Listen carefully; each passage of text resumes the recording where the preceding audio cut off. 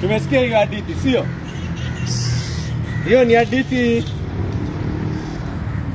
ni hadithi ya mambo mazuri. Hadithi ya watu kuvukishwa bahari. Ni hadithi ya watu kuvukishwa bahari kweli? Wenzangu hawajafika, wamechelewa kidogo. Wacha niwape summary ya hiyo hadithi kwa haraka, wale ambao wamekuja wakichelewa kidogo. Waisraeli hawa wako pale jangwani. Alafu kumetokea ambao wameanza kusema miongoni mwao, laiti tungalikuwa wapi? Misri. Kwa sababu gani? Nyama. Laiti tungalikuwa Misri tukakule nyama. Hapa kila siku tunakula nini? Mana. Hapa kila siku ni mana bwana. Leo mana, kesho mana, kesho kutwa mana, wiki ijayo mana, next month mana. Kwani tutakula hii mana kila siku? Kila siku mana. Hata afadhali turudi pale Egypt, kulikuwa na nyama, masamaki, matikiti maji, vitunguu saumu, na kwanza hata tulikuwa tunazipata bure. Hapa bana kila siku mana. Laiti tungalikuwa wapi? Hata turudishe Misri bwana. Nguvu yetu imekauka, tumekauka sisi. Hatuna nguvu.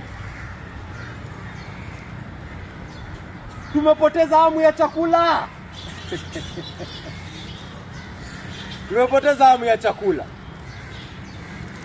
Na Bwana Mungu amekasirika sana na hawa Waisraeli kwa sababu ya haya maneno.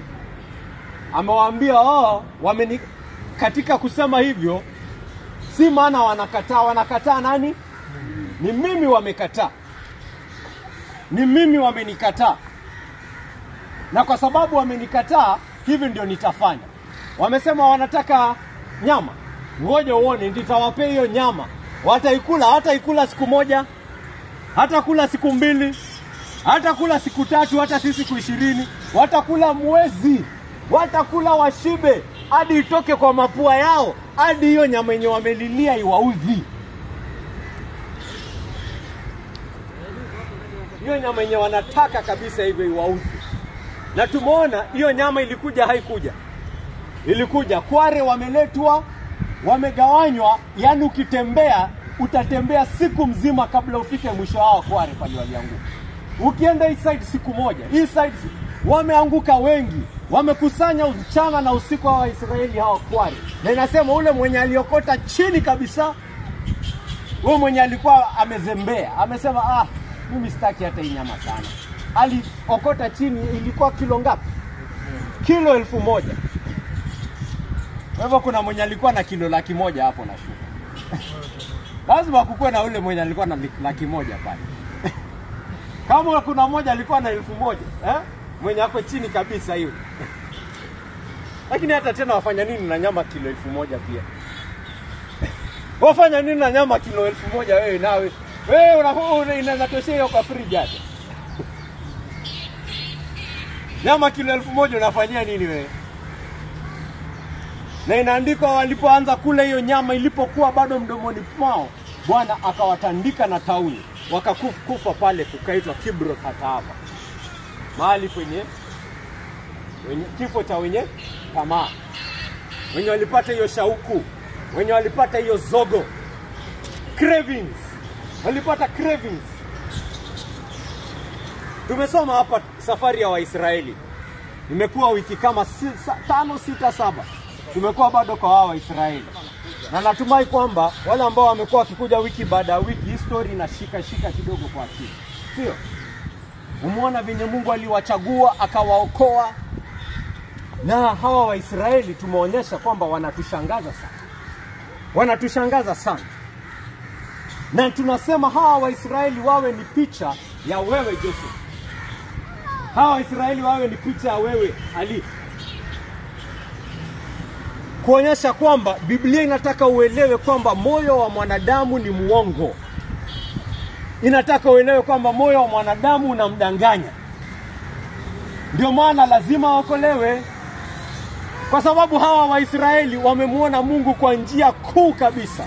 Wameona neema ya Mungu kwa njia kuu kabisa. Hakuna taifa imemuona Mungu kama vile hawa Waisraeli wamemuona Mungu. Hakuna. Lakini mioyo yao inatulia, inanyenyekea mbele yake, inamtamani zaidi na zaidi. La hasha. Wanatuonyesha roho ya mwanadamu. Hata katika kupata hizi njia za Mungu, kuonyesha hizi njia za Mungu, bado moyo wake una shauku ya mambo mengine. Moyo wako kakangu. Usifikiri wengine wanasema mimi Israeli sielewi. Ukimuuliza mwingine shida ya hawa Waisraeli ilikuwa ni gani, anakuambia shida ni kwamba wao ni Waisraeli. Hawa Waisraeli wanakuanga hivyo. Hawa Waisraeli wanakuanga watu wenye moyo ngumu. Ingekuwa ni mimi, singefanya hivyo. Ingekuwa ni mimi, anajiona yeye ako juu ya hawa Waisraeli. Anajiona yeye ni mbora kuliko hawa Waisraeli. Anajiona yeye ana uwezo wa kutii bora ya kuliko hawa Waisraeli. Mtu ambaye anafikiria hivyo tunamwambia nini? Tunamwambia nini kakangu? Wewe unafikiri utamwambia nini mtu kama yeye? Wewe utamwambia nini mtu kama yeye? Kama atamkemea, Biblia yamkemea, hiyo ni kweli. Sababu hiyo ni majivuno. Hiyo ni roho ya majivuno. Hiyo ni roho. Waisraeli wamepewa sheria 10 na Mungu mwenyewe. Wamesikia sauti ya Mungu mwenyewe. Wameona wingu lake. Wamemwona wakashtuka mbele yake. Na wakati Musa amepanda, haijapita hata siku 40 tayari washaanza kuabudu sanamu hapo chini. Unasema hapana, shida ni kwa sababu wao ni Waisraeli. La hasha. Ungekuwa hapo razi, ungefanya hivyo hivyo. You would have done the same thing. That is what the Bible wants you to see. No matter how high the revelation of God was, and not one time, not 2 times, not 3 times, not 4 times, it does not matter how high the revelation is. Moyo hawa watu ni ngumu sana. Wamevukishwa hata bahari ya Shamu. Wameokolewa na mkono mgumu, Mungu wa nguvu. Bado tu. Unajua watu wengine wanasema shida ni pesa, shida ni njaa, shida ni unyonge. Anaweza excuse hawa Israeli, si ndio? Tunaona wakiwa pale bahari ya Shamu walikuwa wamejawa hofu, si ndio? Walikuwa wamejawa hofu. Shida ilikuwa ni kuogopa kwingi. Sisi tukasema shida ni hawaamini Mungu anaweza shinda. Anasema hapana, shida ni hofu. Ni woga nyingi walikuwa nayo. Si Mungu aliwatoa hapo akawavukisha, si ndio? Haya basi. Pale jangwani chakula hakuna. Kiu ndio hiyo imekuja. Wameanza kucomplain tena dhidi ya Mungu. Mimi ninasema shida ni hawaamini Mungu anaweza kuwapea chakula. Wao unasema hapana, shida si hiyo. Shida ni kiu. Kiu ndio inawamaliza. Kiu ndio inawamaliza. Haya basi, tumekusikia kakangu. Shida ilikuwa ni woga, shida ilikuwa ni kiu. Lakini hapa je? Na je hapa tumesoma wakiwa na kiu?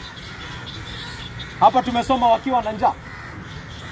Hapa tumesoma wakikimbizwa na majeshi?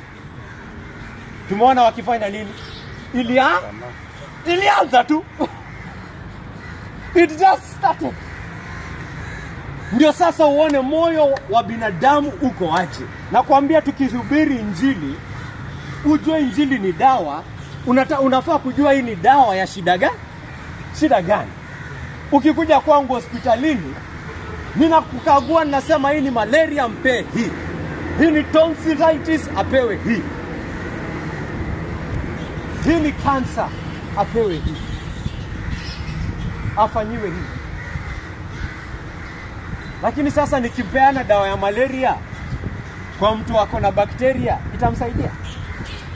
Haitamsaidia, si ndio? Lazima nitambue shida iko wapi? Iko wapi? Biblia inataka uelewe shida iko wapi. Ndio unaona hizi hadithi za Waisraeli ndio hizi hapa zina. Mungu anataka kukuonyesha moyo wako, moyo wao wa Israeli, hata wakati wa amani, hata wakati wako na chakula, bado unafanya nini? Bado unanungunika, bado unalalamika. Bado unalalamika dhidi ya Mungu. Tumeona wakimlalamikia wakati wa shida. Katika dhiki hawamwamini Mungu, lakini hata sasa wakati wa amani, wakati hawana shida, bado wanajiinua juu ya hekima ya Mungu. Wanajiinua juu ya hekima ya Mungu. Wanasema huyu Mungu, kwani kila siku hapa ni mali? Kwani tutakulamana hapa kila siku? Najua unaona kaka nguvu venye anacheka. Anajua kwa sababu sisi sote tufanya hivi. Tunafanya hivyo. We do that. That is why he's laughing. He relates. Kwani am I going to live like this forever? Kwani Mungu hataki, kwani anafikiri ananiona aje mimi? Hata basi anirudishe pale Misri. Nirudishe pale Misri ambapo walikuwa wananifanya nitengeneze bricks without straw. Lakini nikule nyama na kitunguu. Nirudishe pale Misri ambapo nikizaa mtoto na nikijana wananyang'anywa, anatupwa kwenye mtoni.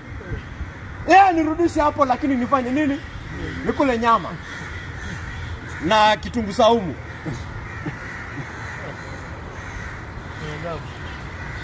Nirudishe hapo Misri mimi. Tamaa imewaka ndani ya moyo wake.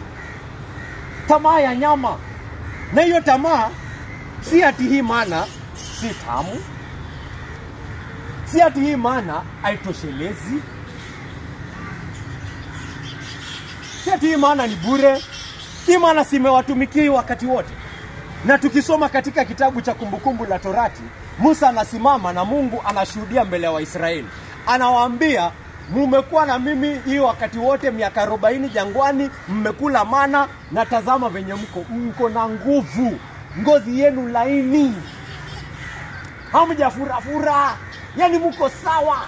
Hiyo maana Mungu alitengeneza akijua ametengenezea watu wa kujangwani. He made it perfect for them. Wao wanajiona hapana. Unajua, mawazo yanaanza kuwaingia moyoni. Pengine ni kama vile yalivyoingia Adamu na Hawa wapi? Eden. Eden wako pale, wako sawa. Maisha iko smooth. Maisha iko wara, iko swari. Walikuwa sawa, si ndio? Yule muovu akakuja akawaambia, mmetosheka na hii. Yani hii mshatosheka nayo. Hamtaki kukua kama Mungu. Si ndio maana amewaambia msikule hiyo, kwa sababu hataki mkue kama yeye. Hataki mkue na hekima kama yeye. Alafu inaandikwa Hawa na Adamu walikaangalia hiyo tunda, wakaona inapendeza, na wakaona kumbe inaweza fanya mtu akue na hekima. Kwa hivyo nifanye nini? Wakaanza kukua na malalamishi dhidi ya Mungu. Wakaanza kudoubt Mungu. Hadi wakafanya nini? Wakachukua hiyo tunda. Amen.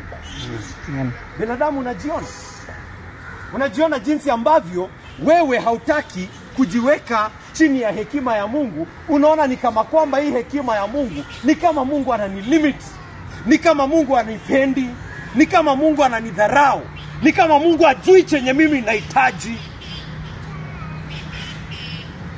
Wacha nifanye venye mimi ninataka.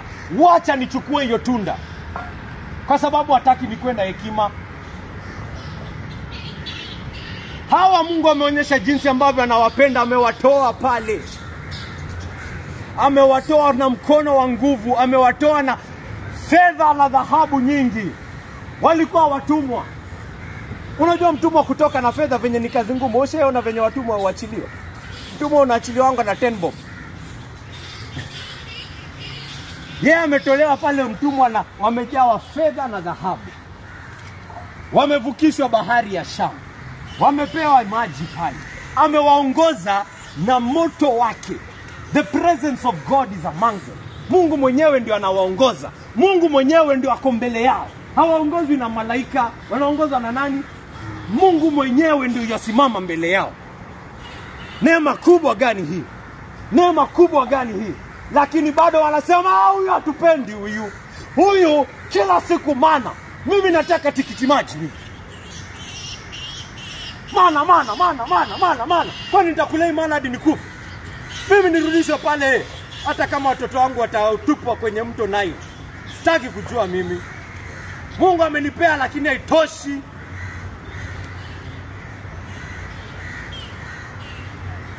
Amenipea itoshi. Yenye amenipea itoshi. Zogo, tamaa, shauku moyoni mwao. Wamejishawishi, wanahitaji kitu kingine ambacho hekima ya Mungu haioni haja ya kuwapa. Hekima ya Mungu hakuna shukrani hata moja kwa hiyo ombi. Hiyo ombi umesikia shukrani hata moja? Umesikia shukrani kwa hiyo ombi? Umesikia shukrani hapo? Ni nini?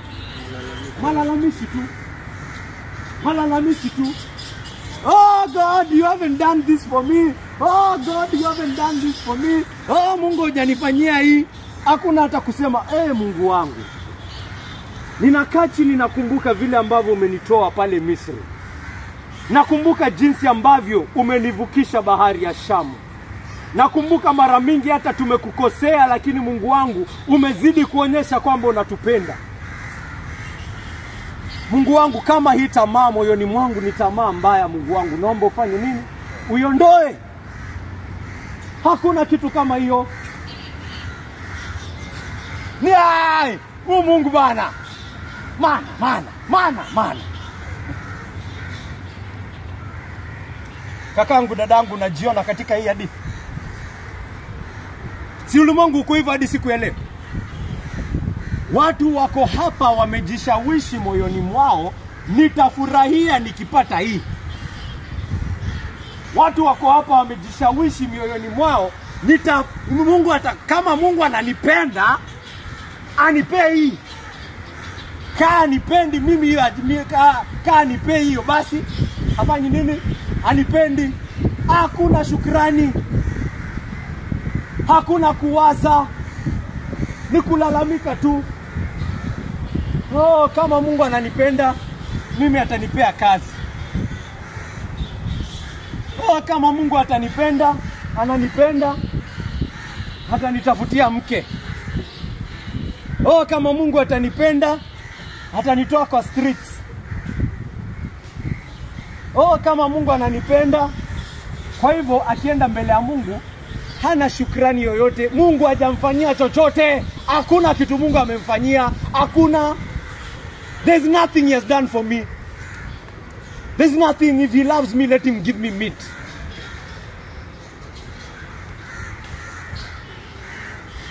Just complaints. Malalamishi tu.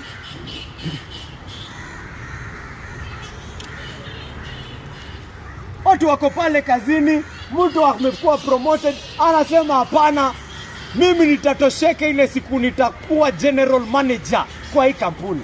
Hiyo ndo siku nitatosheka, hiyo ndo siku nitakuwa na furaha. Amefanya kila kitu hadi amekuwa hiyo general manager. Ametosheka? Akifika hapo huwa anatosheka? Mimi nitatosheka ile siku nitapata gari. Mimi nikipata gari, hiyo ndo siku nitatulia. Gari si amepata? Ametulia. Sasa anataka magari wangapi? 5. Anasema sasa nilikuwa nataka Benz, lakini naona nikipata Hummer na nipate Ferrari pia itakuwa si mbaya. Kama Mungu ananipenda atanitafutia Ferrari. Kwani kila siku Hummer, kila siku Hummer. Mimi nataka Ferrari.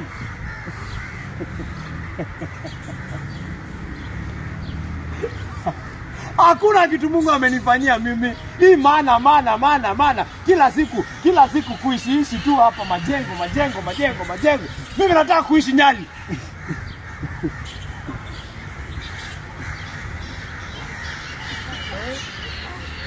Kakangu, wajiona wewe? Wajiona kakangu? Waona roho ya mwanadamu ikifunuliwa katika pages za Biblia. hatosheki. Anaona hekima ya Mungu bado. Na ni nini hiyo inamuongoza? Ni kumtukuza Mungu? La hasha. Ni nini? Shauku, tamaa, zogo.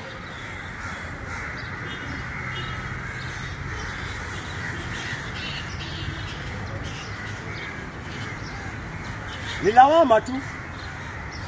Lawama wanamwekea Mungu. Mungu hatupendi. Mungu hatujali. Mungu hatutakii mema. Mimi sioni. Kama angekuwa ananipenda, angenipea apartment. Yaani nitaishi hapa kwa 1 bedroom maisha yangu yote.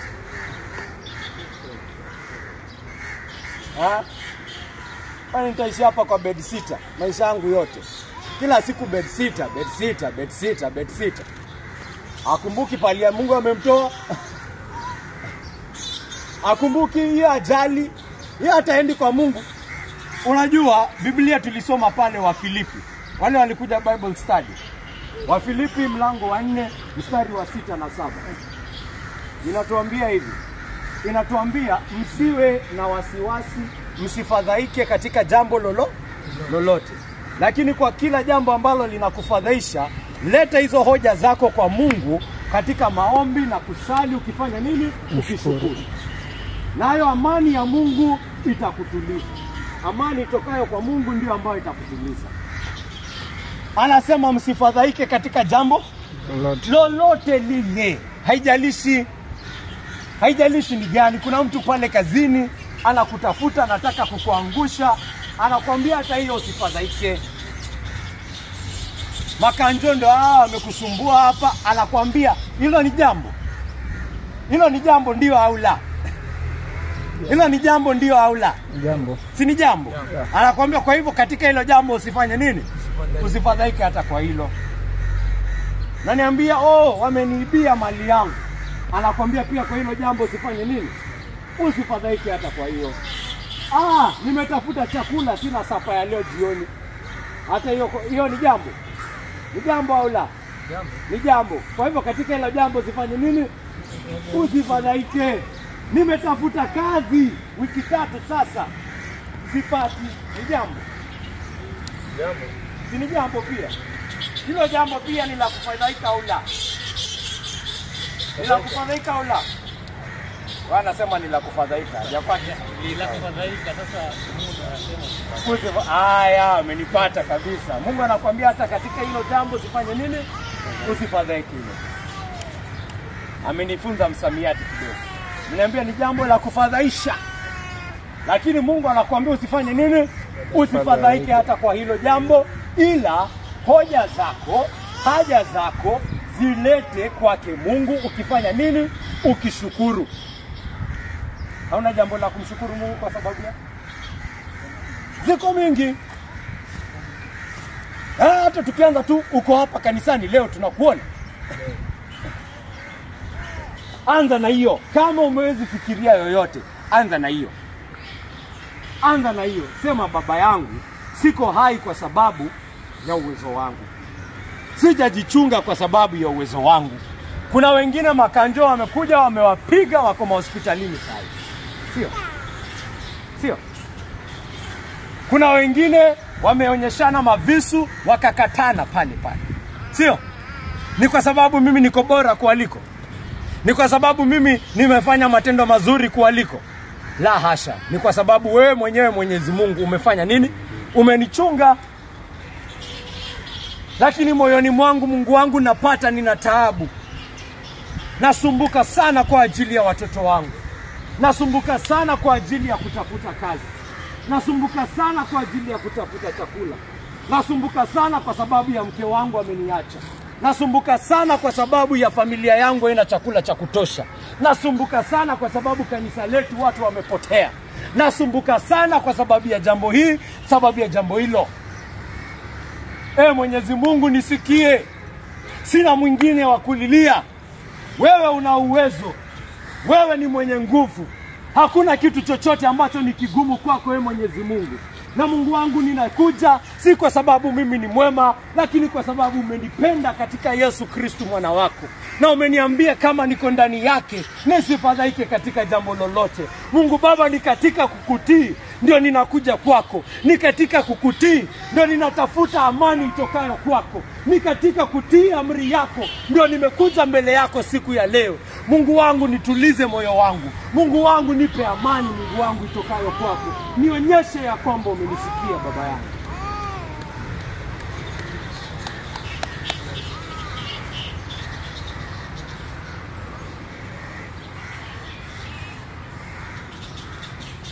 Leta hoja zako kwa Mungu. Leta hoja zako kwa Mungu. Hivyo ndo tumeambiwa tufanye. Si complain. Si kulalamika ni kama Mungu anakudharau. Si kulalamika ni kama Mungu anakuchukia. Unasema, "Oi, nimechukiwa mimi. Oi, nimelaaniwa mimi. Oi, sipendwi mimi. Mambo mabaya yananifanyikia kila siku. Huyu Mungu anipendi, huyu Mungu anijali. Mbona mambo mabaya ni kama yanakuja kwangu peke yangu? Kwa nini mimi pekee ndo kakaangu?" Is that how you speak to God? Is that how you speak to God? Ni kama kwamba ako na beef na wewe. Ni kama kwamba ako na beef na wewe kama hao wa Israeli. Katika kuongea hivyo, ni nani unadharau? Mungu anasema ni yeye unadharau. It is him.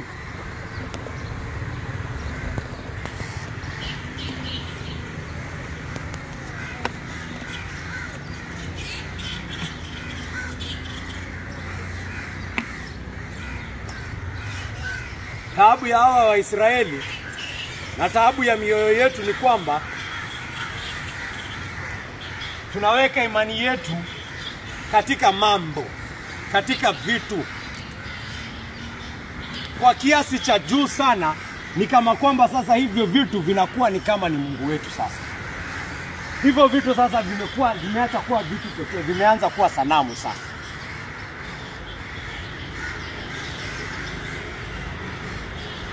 Na sisemi vitu ni vibaya.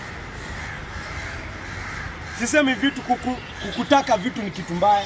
Sababu Biblia yatufunza katika kitabu cha Timotheo wa kwanza, mlango wa 4 mstari wa 4. Kwamba kila kitu ambacho Mungu ameumba ili tufanye nini? Tukipokee kwa shukrani.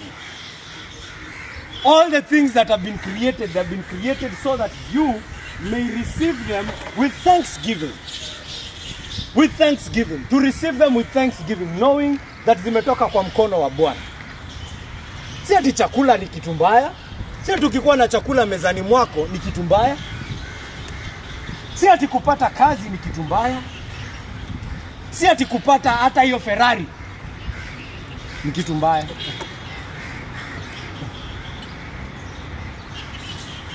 Ferrari ni dhambi.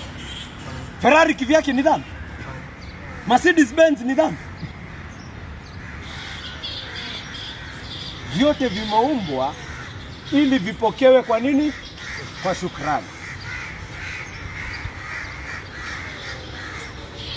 Lakini ile wakati ambapo kutaka kwako hiyo chakula, kutaka kwako hiyo kazi imefika kiwango ambacho unaanza kumdharau Mungu, ama haukipokei, ni kama kwamba kimetoka kwa Mungu. Yeye kama vile mzee alisema, yeye ndo anapeana, na yeye kulingana na wakati wake ndo anafanya nini?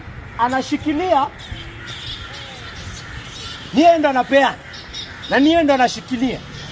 Kwani Mungu angetaka kuwapa nyama angeshindwa? Si amewapea nyama hapa kilo 1000 kila mmoja wao. Kwa hivyo si ati hana uwezo wa kutowapea nyama. Akitaka kuwapea nyama atawapea. Nyama mkitaka mtapata tena kwa wingi. Ni katika hekima yangu kama mimi kama Mungu nimeamua mnachohitaji ambacho kinawafaa kwa wakati huu ni nini? Ni mana. That is what you deserve. That is what is right for you. Mimi nakujua zaidi ya vinye wewe unajijua. I know you better than you know yourself. And I'm telling you, for right now, the best thing for you, Levi, is stay in that bed sitter. Unafikiri nikitaka kukupea mansion kama ya Chris Kirubi siwezi? Kuna nini ulimwengu hii yenye siwezi kukupea? Na ulimwengu wote ni wangu. Ama unafikiri ulimwengu ni ya Chris Kirubi? Ni yangu. Hiyo mali ya Chris Kirubi nani amempea? Mungu anakuuliza katika Biblia. Who do you think has made that man rich? It is me. Ni mimi. Na nikitaka kumnyang'anya, hata si ati ni kitu ninapanga. I can do it with a snap of a finger. Mimi ndo ninapea watu mali na mimi ndo ninanyang'anya. Ndio maana yule Ayubu alipo nyang'anywa mali yake yote, alisema nani amemnyang'anya? Alisema nani amemnyang'anya? Sasa Mungu Mwenyezi ndo ameninyang'anya. Yeye ndo alinipea na yeye ndo ameninyang'anya. Jina lake lifanye nini? Litukuzwe. Atunyang'anyaye mali. Maisha ni yeye amenipea na akitaka kuyachukua bado ni yake. Jina lake litukuzwe achukuae maisha.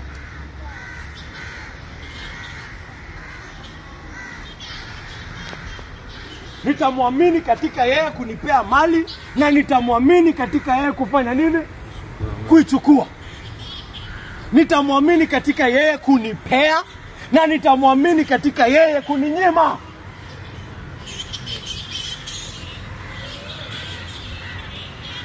Haninyimi kwa sababu ananichukia. Amemtoa mwana wake pekee kwa ajili yangu. Anawezaje fanya kitu ambacho hakinifurahishi? Ambacho is not for my good. Na ametoa mwana wake wa pekee kwa ajili yangu. How can he do that? Si itakuwa anadharau mwana wake sasa akifanya hivi.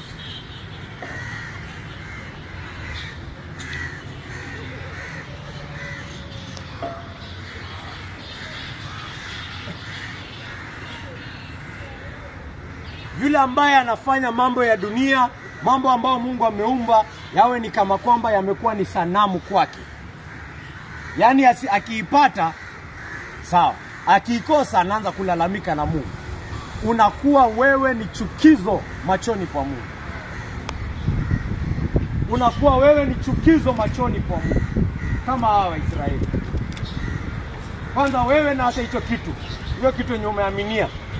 Mnakuwa nyinyi wote ni chukizo mbele ya Mungu. Na unaona Mungu akikupa hicho kitu, roho yako ikiwa katika hiyo hali, si zawadi, ni nini? Ni hukumu. Ama kupeana kwa hiyo akware ilikuwa ni zawadi. Akware walikuwa ni hukumu bwana. Mbona venye Mungu hata amesema atawapeana. Anasema nitawapea waikule wajae tumbo hadi itoke mapua yao hadi ifanye nini? Iwauzi. Hadi iwauzi. Mungu akikupea hilo jambo ambalo unalililia, ukisema nisipoipata Mungu ananidharau, basi hilo jambo akikupea, roho yako ikiwa katika hiyo hali, hiyo ni hukumu kutoka kwake. It's a judgment.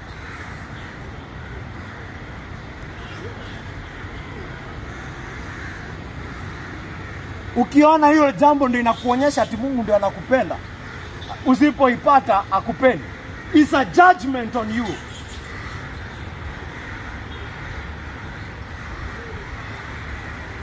Ogopa, ogopa. Ogopa kakangu, ogopa.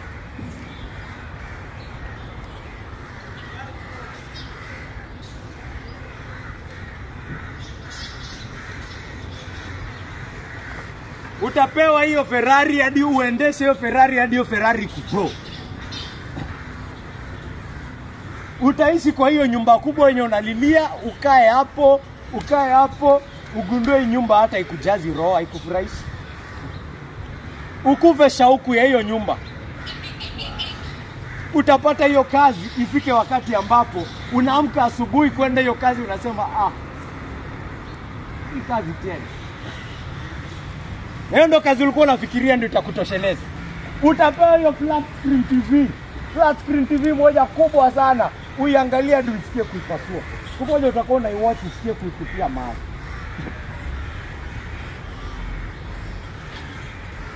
Sikudanganyi kakaangu. Biblia inakuhakikishia. Inakuhakikishia hiyo kitu unafikiri itakufurahisha. Ukiipata moyo wako ikiwa katika hiyo hali, ngoja uone, utaoza zaidi. Utaoza zaidi. Itakuudhi na moyo wako itaongozwa na tamaa nyingine. Kama unaona inatoka kwa Mungu, Mungu akinipa sawa, asiponipa bado ananipenda, yuko sawa. Akikupa inakuwa sasa ni baraka. Inakuwa sasa hiyo kukuipokea ni katika unashukuru aliyefanya nini? Aliyekupa. Kwa nini unafikiri inakuanga ngumu sana watu watakutoa pesa kwa mambo ya Mungu? Kwa nini unafikiri inakuanga ngumu sana watu kutoa pesa kwa mambo ya Mungu? Mtu kama wale wa Israeli. Israeli walikuwa wanatoa tithe, 10% of everything. Sio? Kija kanisani kuna wale ambao kutoa hata shilingi 10 kwa ajili ya kanisa, kwa ajili ya mambo ya kanisa inakuwa ni ngumu sana. Na hiyo nasema hata kwa sababu ya mimi mwenyewe. Haikuwa rahisi mimi kwanza kutoa pesa kwa mambo ya kanisa. Kwa nini inakuwa ni ngumu? Kwa nini unafikiri ni ngumu? Kwa sababu huyu mtu haoni ni kama kwamba hii mali aliyoipata imetoka wapi? Kwa Mungu. Haoni hivyo akilini mwake. Akilini mwake haoni ni kama kwamba kila senti ninayopokea imetoka wapi? Kwa Mungu. Haoni hivyo. Ndio maana kuitoa kwa mambo ya Mungu anaona ni kama ni donation. Unanielewa? Anaona ni kama ni donation. Nasema hapana, sitawapea nyingi. Si nyingi. 10%. Mingi sana hiyo. Hiyo ni mingi sana. Pengine ako na milioni 1 lakini anatoanga 1,000 kanisani. Lakini akienda kwenye vilabu ama hata si kwenye vilabu, hata niseme mambo ya vilabu. Kupeleka tu mke wake out, kupeleka bibi yake out, anaenda spend 20,000 hata one day. Ikose kumuuma. Lakini kanisani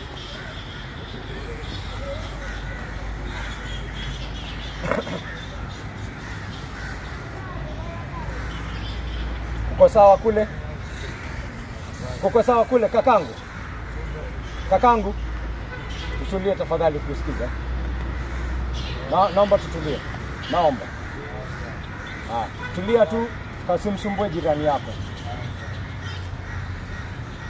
Ama ungekuja uketi huko.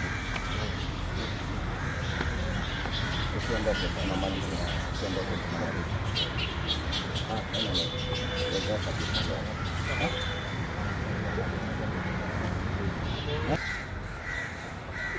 Tujikague kikamilifu mioyoni mwetu. Tuone tunathamini nani au tunathamini nini.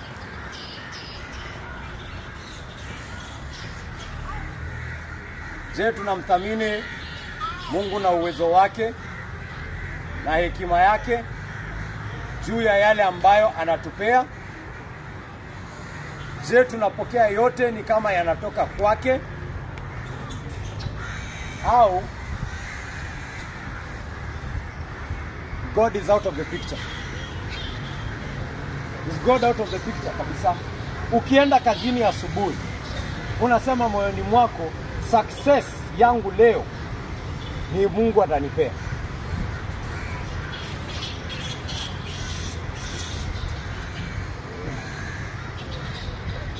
Razi, ndio kiti yako. Ndio kiti yako. Nenda kwa. Okay.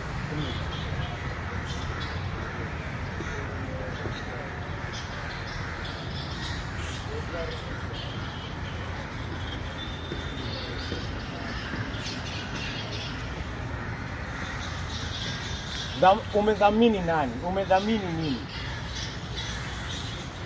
Je, umemthamini Mungu mwenyewe ama unathamini yale mambo ambayo anakupea? Je, unamwamini Mungu mwenyewe na hekima yake na roho yake na uwezo wake, au unathamini yale mambo ambayo unatarajia atakupea?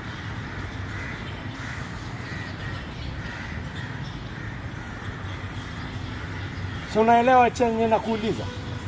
Je, waelewa kile ambacho nakuuliza? Unajua hii ni kitu ambacho wewe pekee unaweza jua moyoni mwako. Mimi nikiangalia kwa nje itakuwa ngumu sana kujua. Nikiangalia kivyangu kwa nje itakuwa ngumu sana nikague hiyo roho yako nione. Nione ni nini kinakuendesha. Pengine tuzungumze, pengine ujifunue kwangu. Pole nitakuja nione, mzee wangu, sioni kama imani yako iko mahali inafaa. Sioni. Ninaona ni kama kwamba unamdharau Mungu. Ninaona ni kama kwamba unaona hekima yake haitoshi.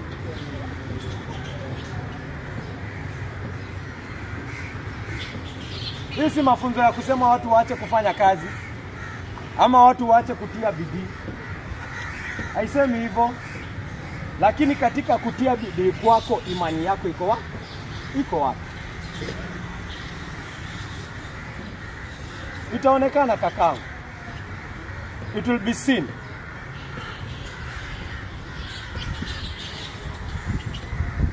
Kama tamaa yako iko kwa connections, itaonekana. Kwa sababu ile siku itakupasa ufanye kitu ambacho kitafurahisha. Wanaitwa ngaje Godfather. Ufurahishe Godfather, udharau Mungu. Nachagua Godfather. Inaonyesha imani yako iko wapi? Umedharau Mungu ndio utii Godfather. Imani yako iko wapi? Imani yako iko wapi? Kwa Godfather. Mwana Godfather ndio mwokozi wako. Bosi wako anakufanya ufanye mambo yanayomchukiza Mungu. Itaonekana. Uachane na Mungu kabisa, uanze kufuata bosi. Imani yako iko wapi? Hata utuambie. Hata ukuje kanisani kila Sunday. Uko na ungama dhambi zako. Umepiga, umeimba, umetuongoza wimbo, umetupea hata ushuhuda. Tukasema ushuhuda mzuri sana huo. Kesho unajua unaenda kutii Godfather pale. Unaungama dhambi hapo ukijua kesho unaenda kufanya nini? Utenda. Ni Mungu kweli unaabudu ama ni Godfather? Sisi umekuja hapa kutuonyesha show. Umekuja hapa ni Hollywood. Hapa ni Hollywood. Umekuja kuact hapa. Nafikiri act yako haionekani. Sisi hatukuoni pale. Lakini Mungu hakuoni pale. Si anakuona? Anakuona. Na ukisimama mbele yake utaweza kumdanganya, ndio unatudanganya sisi. Unaweza mdanganya Mungu hiyo siku. Tena nimekuwa nikienjoy party bana. Hadi nimefanya nikakuwa deacon. Hiyo church ni deacon squeeze bwana. Corrupt man. Corrupt kabisa.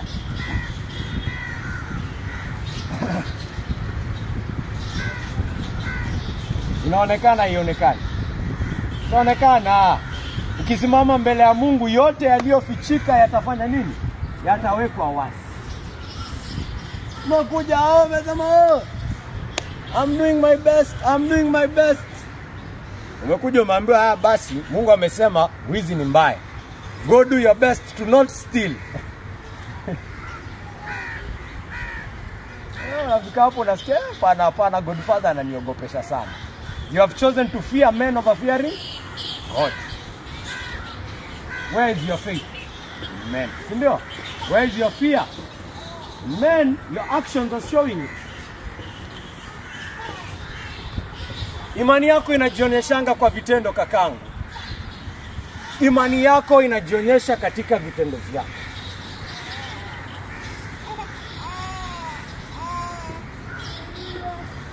Katika vitendo vyako inaweza jua imani yako iko wapi? Iko wapi?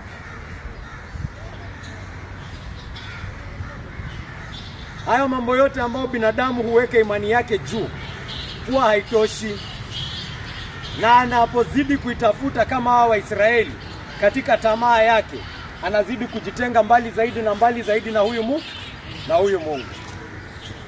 Katika kutafuta haya mambo, tamaa yako ya hii mambo inakutenga na Mungu.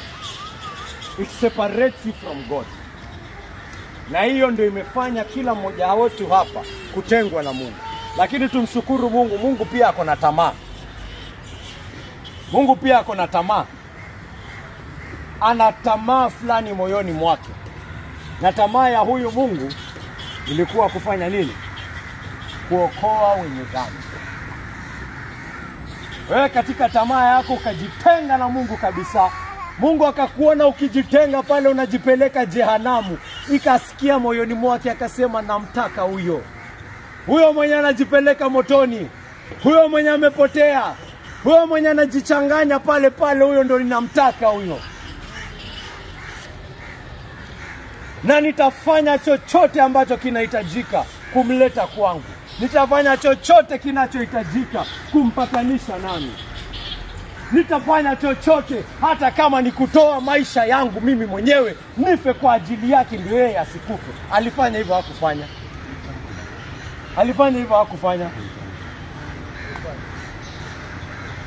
Alifanya hivyo. Katika tamaa yako ukajitenga mbali na yeye, lakini Mungu akatamani sana kukupatanisha, akamtoa mwana wake wa pekee Yesu Kristo.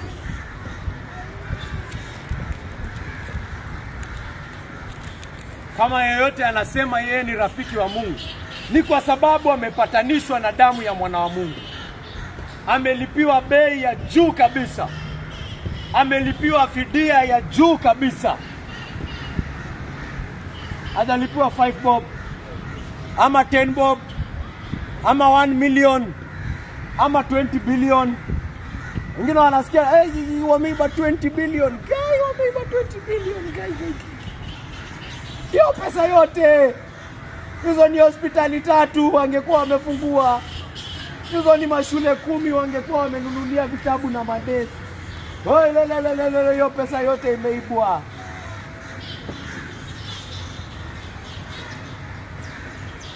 Si 100 billion umelipiwa kakaangu.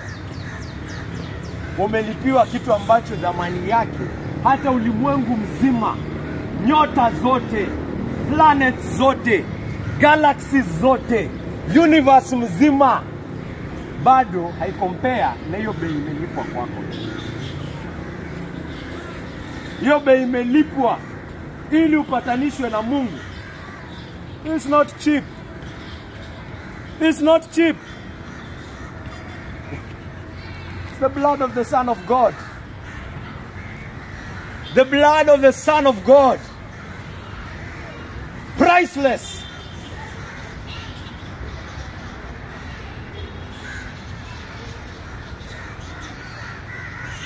Mwenye anajua jinsi ambavyo amejitenga na Mungu, huyo ndiye anajua bei ya hiyo damu.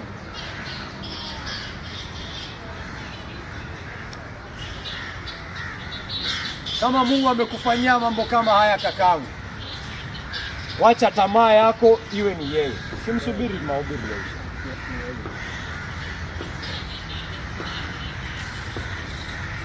Wacha tamaa yako iwe ni yeye. Wacha zogo yako iwe kwake yeye. Sema mimi ninataka kumjua Yesu na nimjue Yesu zaidi. I want to know you Jesus. And once I have known you, I want to know you more.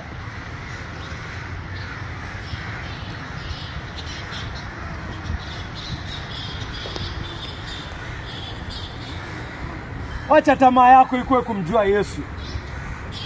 Wacha tamaa yako ikuwe kuhusiana na Yesu. Wacha tamaa yako ikuwe kukua kitu kimoja na huyu ambaye amejitolea kwa namna hii. Wachana na njia zako kakangu. Wachana na hizo tamaa zako ambazo zilikuwa zinakutenganisha na Mungu. Sasa nataka utamani yule ambaye amekufa ili akuokoe kutoka kwa hizo tamaa. Usikule kama hawa watu wenye walikula wakakufa, nyama ikiwa kwa mdomo bado. Usikufe kakaangu. Usipotee. Yesu Kristo anasema, wewe ambao unanijua, nitafute mimi. Nitafute mimi. Na hayo mambo yote mengine Bwana atafanya nini? Atakuongezea. Kulingana na neema yake, kulingana na hekima yake. Ukikuwa na tatizo, wewe kuja niitishe ukishukuru. Huyu Daudi alikuanga anakimbizwa na Sauli. Lakini nataka uende usome zile zaburi ambazo alikuwa anatuandikia wakati yuko anakimbia. Anakimbizwa na mfalme. Hiyo ni kama kukimbizwa na army general saa hii. Usikie mkubwa wa army anataka Rabina kufe kesho. Wakubwa wa CID. Na unajua venye ni ngumu kuwakimbia hao watu. Wako kila mahali. Wako na informants kila mahali. Hata huwezi jua, unaweza pata mtu amekaa hapa chini, ni informant wa DCI. Ametumwa hapa kuangalia nini inahubiriwa huku. Sivyo nilikuwa wakati wa Moi. Nilikuanga nyumbani mwako hapo na rafiki zako watatu, unaongea uchinga, unaongea upumbavu. Kesho unasikia uko jela. Ujai! Tulikuwa marafiki 4. Mmoja wao ni DCI bwana.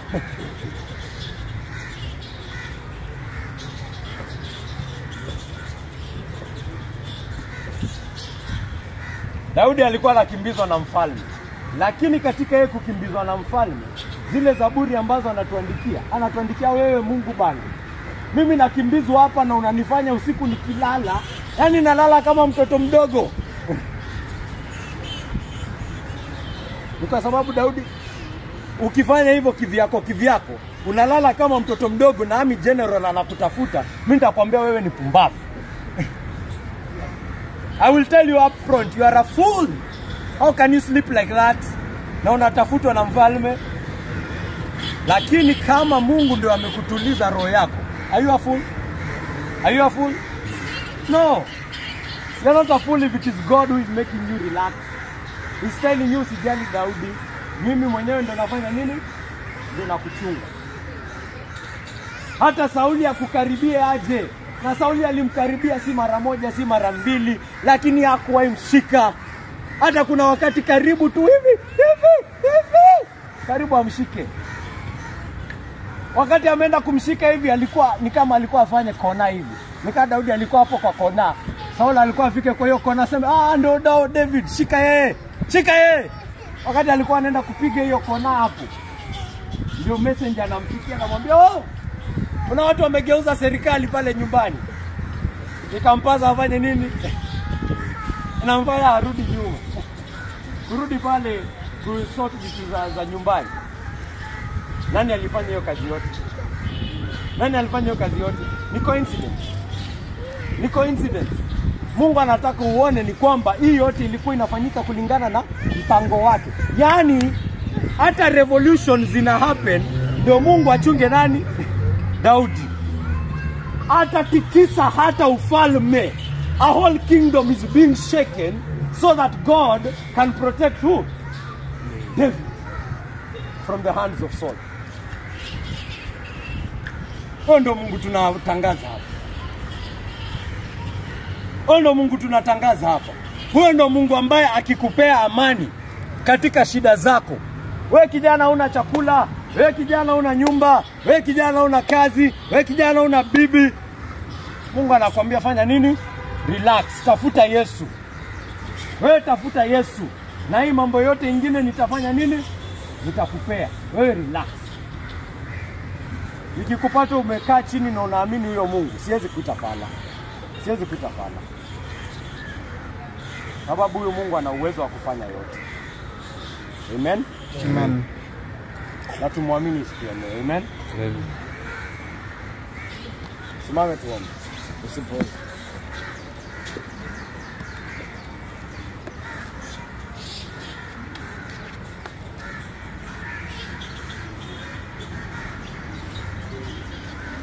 Mwenyezi Mungu, tumekuja kwako siku ya leo. Tunakushukuru Mungu wangu kwa sababu ya neno lako ambalo umetujalia kusikia, ambalo umetulihifadhi Mungu Baba kwa ajili ya jina lako tukufu. Mungu wangu, Mungu wangu, nakushukuru kwa wale wote ambao wameweza kufika hapa siku ya leo. Nakushukuru kwa wale ambao wameketi hadi mwisho wa mahubiri, Mungu wangu, na hata wale ambao wameungana nasi na wakaondoka katikati. Nakushukuru pia kwa ajili yao, Mungu Baba. Mungu Baba, wewe mwenyewe umesema maneno haya yakifika moyoni mwa mwanadamu, kuna yale ambao shetani anayachukua hata yasije kufanya kazi yoyote, Mungu wangu. Lakini Mungu wangu, wewe mwenyewe ukipalilia hiyo roho, Mungu Baba, haya maneno yanapata mahali, yanakuwa na yanagrow, Mungu Baba, yanazaa matunda kulingana na mapenzi yako. Mungu Baba, tunaomba Mungu Baba kwamba umetumia neno lako kuzungumza na watu hapa ili wapate kujielewa kulingana na neno lako, ili wapate kuelewa ulimwengu kulingana na neno lako, ili wapate kuona kwamba dawa ya mioyo yao ni Yesu Kristo, ili wapate kuona kwamba dawa ya ulimwengu ni Yesu Kristo na ni Yesu Kristo peke yake, kwamba hakuna dawa kokote kwingine, kwamba hakuna tabibu yeyote mwingine anayeweza kushinda roho ya mwanadamu iliyojaa tamaa, roho ya mwanadamu iliyojaa zogo, ila Yesu Kristo na Yesu Kristo peke yake, Mungu wangu, ambao umemtoa, Mungu Baba, kwa sababu wewe mwenyewe ulitamani kutupatanisha nawe, kwa sababu wewe mwenyewe ulitamani, Mungu Baba, kuturudisha kwako. Mungu Baba, waite watoto wako, Mungu Baba. Tunajua, Mungu Baba, kwamba unawatafuta, Mungu Baba, juu na chini, kwamba Mungu Baba umetoka hapa kumtafuta yule mmoja aliyepotea, Mungu wangu. Na tunaomba Mungu Baba kwamba atasikia sauti yako na atapata kuachana na tamaa zake, na atapata kutubu kutoka njia zake, na atapata kurudi kwako, Mungu Baba, kwa sababu umempatanisha katika Yesu Kristo. Na kushukuru Mungu wangu, hakuna aliye na uwezo kama wewe, hakuna aliye juu kama wewe, hakuna Mungu kama wewe. Jina lako litukuzwe leo na hata milele. Naomba haya yote katika jina tukufu la Yesu Kristo, aliye Bwana na mkombozi wetu. Amen. Amen.